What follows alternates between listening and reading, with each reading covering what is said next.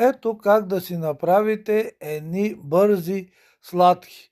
Взимате от бисквити какаови, тези, които са хрупкави, ронливите, необикновените бисквити и взимате сладко от ягоди. Намазвате по самата бисквитка хубаво с сладкото от ягоди. Виждате как става.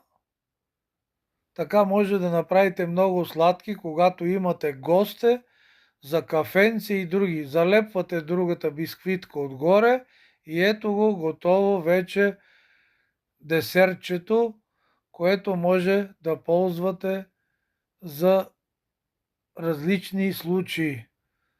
Става много бързо и правите едни бързи сладки за кафенце, за гости. Стават много бързо и са много вкусни и ароматни. Бързи десертчета.